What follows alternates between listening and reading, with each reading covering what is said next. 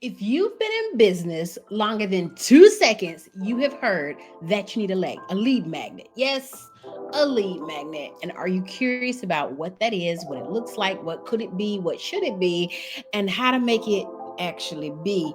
Well, we're going to dive into that very thing today, right now. My name is Monica Michelle, the Solutions Marketer, and we assist tiny businesses from being confused and overwhelmed and just lost in the world of marketing to being an expert and having a clear vision and a direction, being able to be strategic and mapping out where they're going. This YouTube channel is giving you those steps, and we're here to help. So make sure you subscribe, tell all the good people, because we want to provide more videos for you that are going to work for you and help you accomplish that goal. Let's get into it. So the first question is, how do I attract more leads, and how does this work? Why do you need a lead magnet, right? Well, before I answer that question, let's first talk about what a lead magnet is. You may have heard, and if you haven't yet, you will. There's several different names that people use for lead magnets. It could be lead magnet, it could be appetizer, like you going out to dinner, appetizer. It could also be a squeeze page or a freebie. A lead magnet is literally something that you're offering free or pretty much at no monetary value. So it might be 99 cents, right? But it's something at extremely low cost. If not, most of the time they're free. And in exchange to get this thing, you're asking them for their email address. That's all they generally have to provide: their email, their name, maybe their phone number if you're feeling jazzy. So the goal of this is to give them a quick win. So that's what it is for you. For them, they need a quick win. They need something to say, oh, let me take a taste test. When you go to the mall back in 1990s, you go to the mall and you go in the food court and they're passing out the little taste test. It's a taste test. They want to see if you know what you're talking about a little bit more. They also want to see if your product or your services, if they deliver, and if you're a little bit more of a subject matter expert, because they understand that by them getting this lead magnet, they're going to start getting emails from you. At least that should be the case of where we're leading it to. In addition to this, they want a quick win. They want to know that you are positioned to not only be the expert and have the information, but that you can deliver it to them so they can understand, that they can apply it and have a quick win. So if you're asking them to do something that's like a 90-step process off of a lead magnet, they're probably not going to advance and do more business with you. You want this lead magnet to be something that they can accept, grasp onto, apply it, and get a quick win. That is very key. Now, in addition to this lead magnet, it needs to quench a burning desire and pain. Let me give you an example. If you go to the doctor because you have a headache and the doctor says, well, let's say you just go to the doctor and you go to the doctor and they say, hey, I have this pain pill and this pain pill costs $1 million. You're going to be like, no, I'm good. Thanks. Why? Because you don't have a need for it, right? But if you go to the doctor and something is drastically wrong and they have a pain pill that's going to resolve it for you, it's going to fix that thing for you, and they say it's $1 million. Okay, let me see what I got to do to work this out. I might not have $1 million, but can we do a payment plan? Can we split it up? Tell me what it is. Something like, let's do something so we can make this thing happen, right? Maybe I need to go talk to a bunch of friends and family. Maybe I need to go sell my firstborn. What I got to do, because I have a burning need, a desire that you have the answer for. This is how your lead magnet operates. Your lead magnet it needs to answer something, a burning desire that maybe they've been scouring the internet and couldn't figure out. Maybe they watched a couple of interviews, they hearing people talk and watching some videos, and they're hearing people say they need this thing, but they don't know how to get it and all this other stuff. And they're sitting here trying to figure it out and they're tired, right? You're either solving a pain point, you're putting out a pain, or you're helping them get closer to their goal. I want to go to Disney one day, and you can give me a lead magnet that's going to help me get to Disney. So you're me get closer to fulfilling my desire, or you're resolving a pain that I have that is it's keeping me up at night. It's stopping me from doing other things that I need to be doing because I'm trying to fix this thing. That's what a lead magnet is, okay? So a lead magnet needs to attract the right people. Now, how does this work?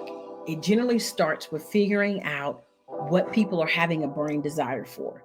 What is stuff that they're currently asking and that they're getting hung up and stuck on? How do you find this?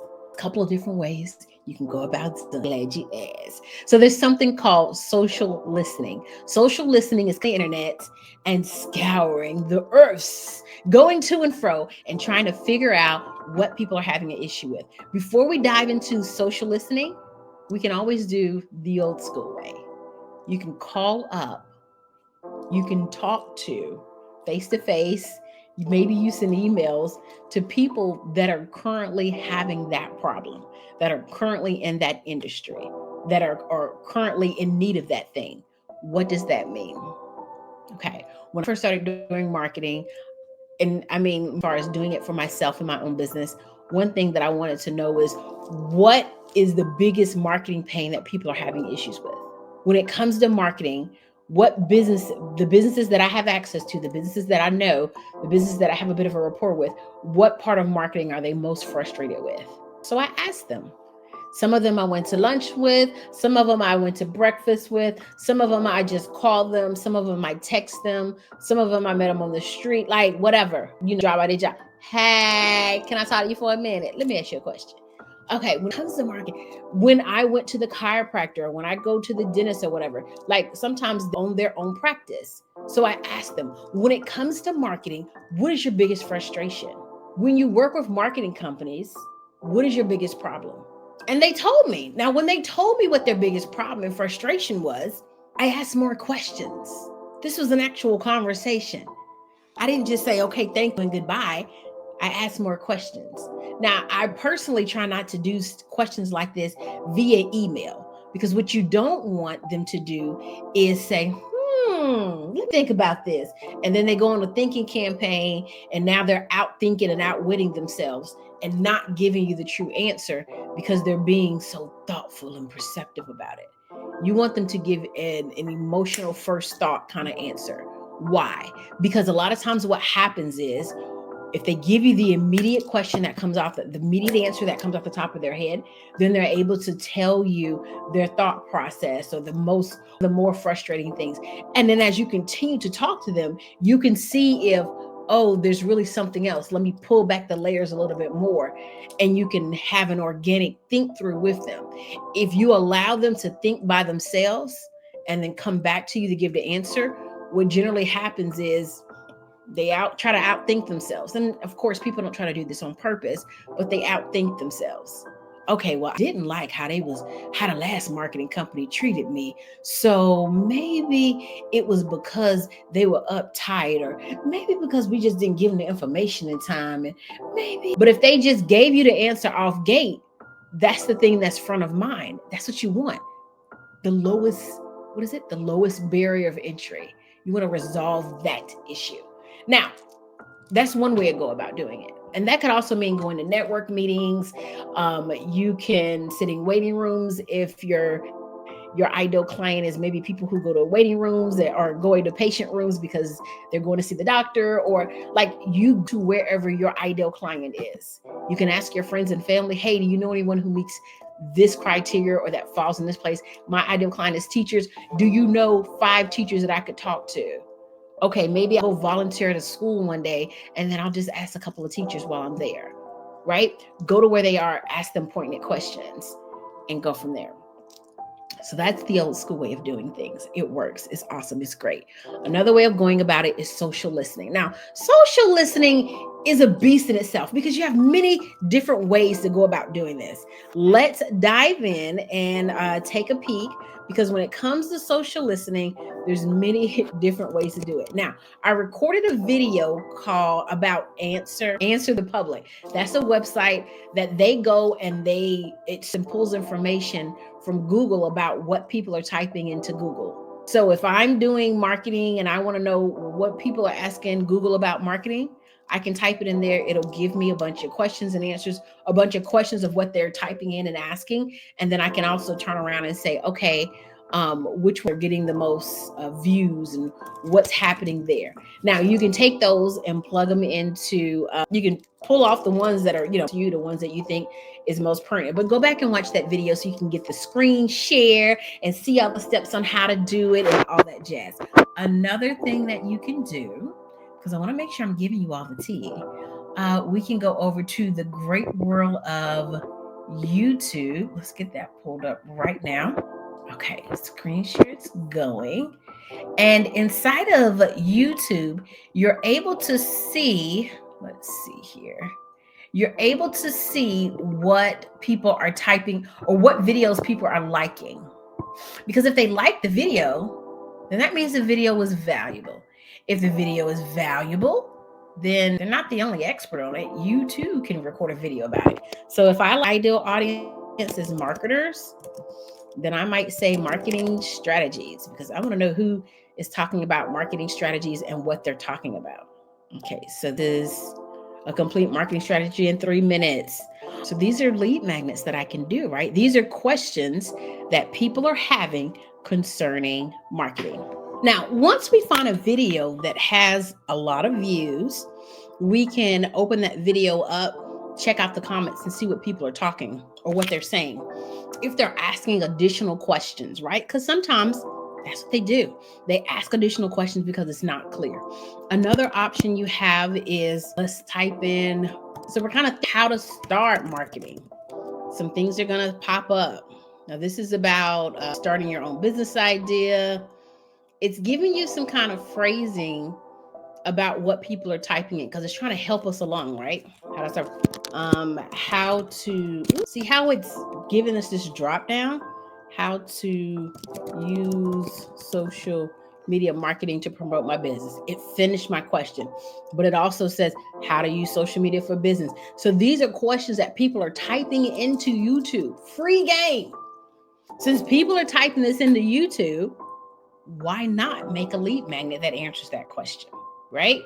Your business works the same. If you're targeting women on how to do their hair, let's say you're a hairstylist, you can say how to do curly hair at home. Look at there. So now you can give them some additional tips about how to do that at home because clearly that's something that they're looking for. All right. Another thing we can do for our social listening, because we don't want to take too much time on social listening, I recommend picking one of these things and doing that. Don't sit here and try to, oh, what am I going to do? And spend 5 years thinking about it and scrapping through. No, the point of a lead magnet is quick, fast, easy. Don't allow it to suck your life dry. You can also go over to Amazon. That's right, Amazon. Let's find a marketing book because I am targeting people that need help with marketing. So if they need help with marketing, they're probably looking for a marketing book. I can type in marketing book 101. Let's see what pops up. Okay, marketing for dummies. Let's open up this book and look and see the comments. Generally, what happens is when people leave comments on these things, they'll say what they like, what they didn't like. If it wasn't clear, did I pass the comments already? That's about the author. Videos, let's read more. Again, it's the author. Oh, where are the comments? Okay, so all the way down and you'll find customer reviews and what customers say. So find a book that is about your area of interest, right? That not other experts would read, but that new people would read if they want to learn about what it is you offer. Customers say it's easy to read. Okay, let's read actual comments from the people. So they generally put the top reviews up top.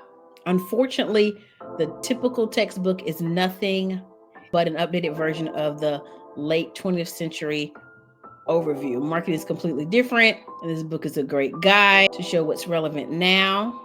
Well written with useful takeaways and sidebars. She recommends it. So she absolutely loves the book. She's not suggesting anything needs to change, that she's not missing anything, but she did give us a tip of saying, or they, because it's JWS, they did give us a tip in saying that it needs to, don't be like a typical textbook. So if I'm going to do something for a lead magnet, I don't need to cover the typical generic things. It needs to be something different. Let's look at most recent.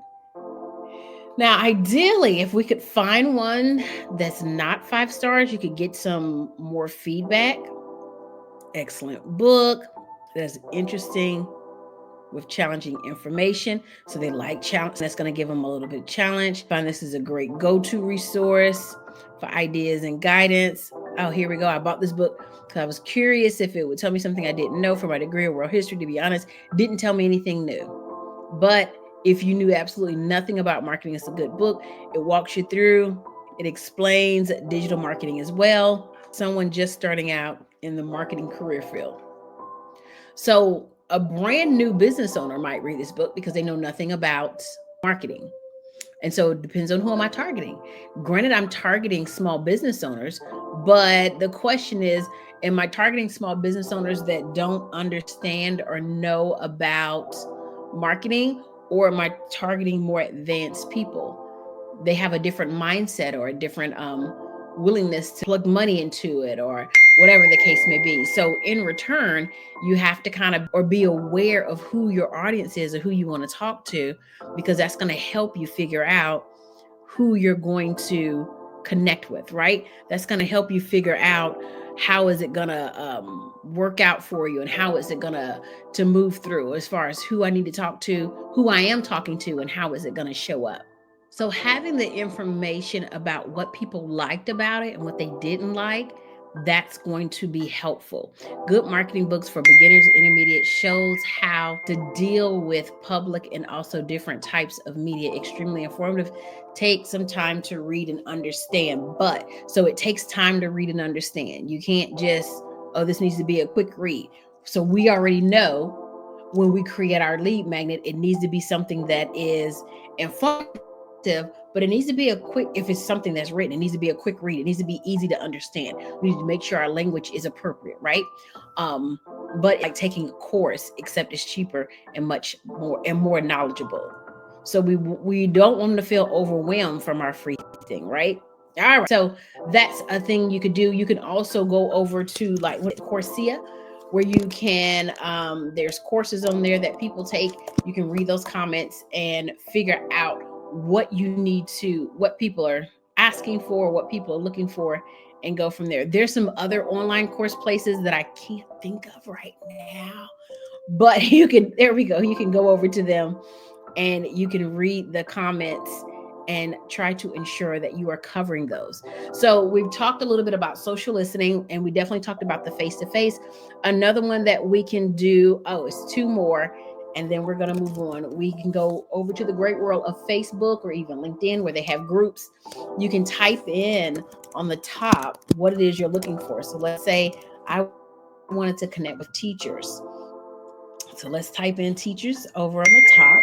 And once you type in teachers, let's find a Facebook group, teachers with a side hustle, right? So these teachers with a side hustle, they're, depending on what it is you're creating for these teachers, are you creating something to encourage them, inspire them? Are you creating something that's going to help them get more proficient at teaching so they can have more time for side hustling? So this might be a group you can go into, teachers supporting teachers. So that kind of helps, right? Teachers sharing ideas and resources for the classroom. Again, it all depends on what it is they are, what it is that you are working on selling, or what it is that you're working on offering to everyone. Okay. So you can go into this group. You don't necessarily have to talk that much, but just go into the group and talk to them. Hey, how are you? If someone puts up a question, answer the question. Inside of Facebook groups, you can search, or even in LinkedIn, you can search for a particular topic or a particular thing. And in return, what is it going to do? It's going to show you that word every time it was used in the Facebook group. Read the comments of what people were saying about it. Why did they mention that word? Okay, great. Now that's something that you can apply back to your thing. Sometimes I go into mommy and me groups, and inside of the mommy and me groups, or mom business owner groups, and inside of these groups, people are asking about marketing. I might go into a book group that's about authors that are writing books for the first time, or authors who are writing in general. And inside of the group, I might answer some questions, and then someone's going to say, or I'll do a search for books or marketing inside of that author Facebook group. Why? Because they're asking questions about marketing. And I'll even change the word up a little bit. Sometimes I don't put marketing, but I might put digital advertising or online marketing, or mix it up a little bit. I might even put in landing pages, right? So I can see lead magnets, so I can see what they're asking, what they're talking about, and I can gather and source that information. Now, last but not least, and this is probably the one that everyone is going to absolutely love, is going over to the great world of ChatGPT. Now, you can do this one or two ways. I adore ChatGPT, but I also really like Gemini. Gemini is ran by Google. So if you have a Google account, you can get a ChatGPT. You can get a Gemini account. Either one is absolutely fine. They're going to give you valuable information. And to me, it depends on what you're looking for. It's going to give you maybe a different response in one versus the other. Sometimes I put the same exact prompt into both of them and see which one is giving me the one that I like the best, or I might say refine it or something like that. Now, if we go ahead and if you get this prompt, and I'll put it down below in the chat, but let's say, what are three, and I always ask for more than what I need. What are three burning questions that teachers, let's say business owners, need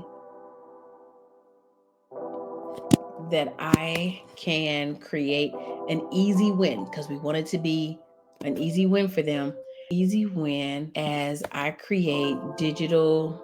I'm going to take out Christian. But if there were any owners, three burning questions that, let's say, Southern business owners that are women with a staff of 3 or less need. So I'm kind of refining who I'm reaching out to. Women business owners in the South, and they have a small staff. We're a tiny team, right? And it needs to be something that they can get an easy, quick win from. Let's see what it gives us. And actually, let's go ahead and copy it and put it in a Gemini as well. It works exactly the same way. You plug in the information and it does its due. Here are three burning questions that they're asking. How can I grow my business while staying true to my values and connecting authentically with my local community? So if I'm a V or EA, right, a virtual assistant, an executive assistant, then my lead magnet wants to answer this question. What strategies can I use to manage and motivate my small team effectively without burnout? How do I balance wearing multiple hats in my business and prioritizing tasks that actually drive growth? Let's see what Gemini says. How can I leverage social media to attract more local customers without spending a fortune on ads? What is the most effective time management strategies for juggling a small business and family life? And then how can I create a strong brand identity that resonates with my target audience and sets me apart from it? Now, because I didn't say what my industry is, right? This is just what it gave us. But if we go back and say, well, I'm let's say a virtual executive assistant. Would this change anything? Let's put them on both and see. Oh, yes. Understanding your role as a virtual assistant, we can refine your focus. So now this should be something that's more pertinent to me as a virtual executive assistant. How can I streamline my administrative tasks and free up more time to focus on growing my business? That's good, right? What are the best tools and strategies for managing a remote team effectively? How can I improve my time management skills and prioritize tasks to achieve better work-life balance? Let's see what he's saying over here. What are simple systems I can put in place to manage my business more effectively with a small team? How can I stay organized and avoid overwhelm while juggling multiple responsibilities? How do I delegate effectively and know when to outsource tasks? So these are 12 ideas that we can use for a digital product, for a lead magnet. Why is this important? How does this help us? Well, now that we know what the burning questions are that they're asking, our next thing that we can look at is how are we one of them, right? But we need to figure out how are we going to answer this question. Now, when it comes to the how, we keep a couple of things in mind. We need to make sure this is short, because these people don't want to be reading a 90-page book on how to do something. It needs to be a quick win. And it needs to be answering a burning question that they have today. because you're learning your audience, because you're trying to figure them out, you might even create multiple lead magnets to see which one that they're most resonating with, the ones that are around you, which ones they're most resonating with. All right, so let's dive in. How can you create this? There's many types of lead magnets that you can create that are going to be able to help you do this. You want this to be an easy yes for them. You don't want to spend a lot of time on it. It shouldn't take you hours and hours and hours to create it. It doesn't have to be the cutest thing on the market. It should not be perfect. It just needs to be done. Okay. Now, different types of tools that you can use to make. Before I start telling you that, make sure you subscribe and like the video, because the more people subscribe and like and comment below and let me know if this is working for you, is this what you need, am I answering your questions, then the more the algorithm is going to show these videos and my videos to more people that we can help. So help me help more people. Okay. All right. Easy yes products that you can do. You can create a long, it could be 10 pages or less. Use large font, right? It doesn't need to be this, oh, I need to sit down and study this. It could be just a 2-pager. Okay. You can do a workshop, you can do a seminar, you can do a toolkit. So I think it said, what are some tools that I can use to help manage my business? Well, it could be a toolkit. Here's your AI toolkit of managing your business. Okay. We can also do a checklist. Here are 5 things you need to do before you go and hire an assistant. Here are 5 things you need to know that it's time for you to order or have an assistant. And you give them the 5 things and the why behind it.